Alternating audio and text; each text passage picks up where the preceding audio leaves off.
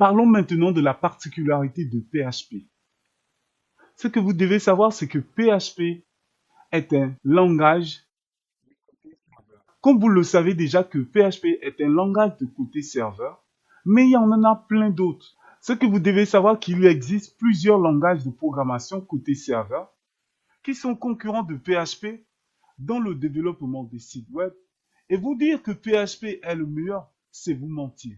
En effet, parmi ces concurrents, vous avez Java, qui n'est plus à présenter dans le monde de la programmation, et Python, qui ne cesse d'accroître sa popularité, et JavaScript, qui n'est plus à présenter, qui fait bien du côté serveur et client. Et en finish, nous avons Ruby.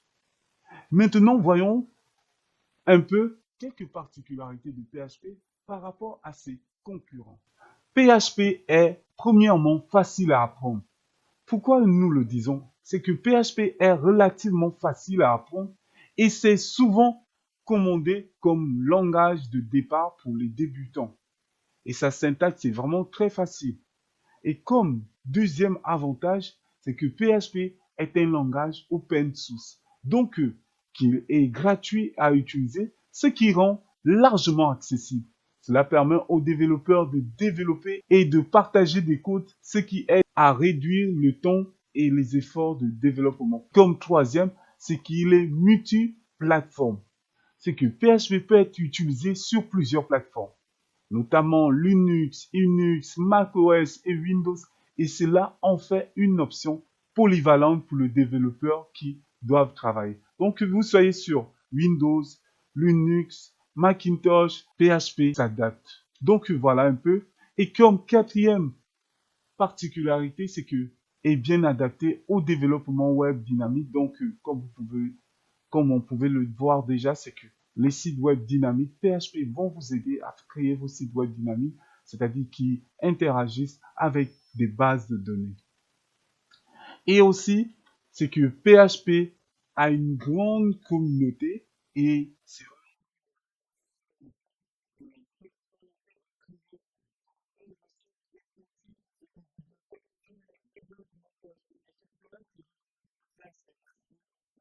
des librairies, des frameworks, des CMS qui peuvent vous aider à aller plus vite. Et grâce à cette communauté dynamique, voilà, vous aurez vraiment à faire des choses très facilement.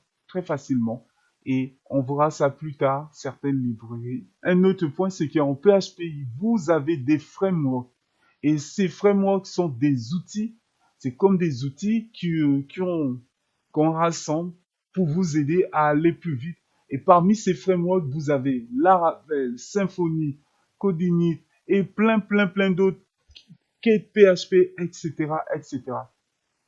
Donc, ces frameworks sont vraiment des outils où vous avez déjà presque tout. La connexion, la suppression dans la base de données, modifier des utilisateurs, authentification, plein.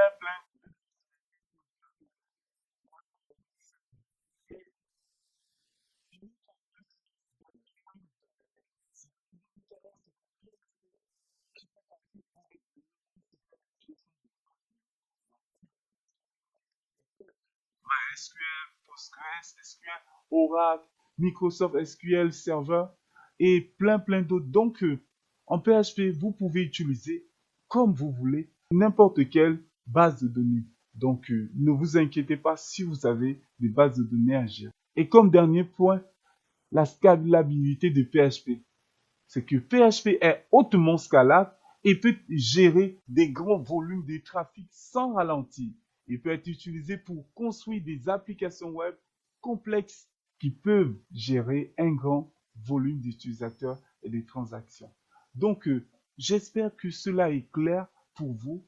Nous avons vu la particularité de PHP et il y en a plein de choses que vous pouvez faire sur PHP.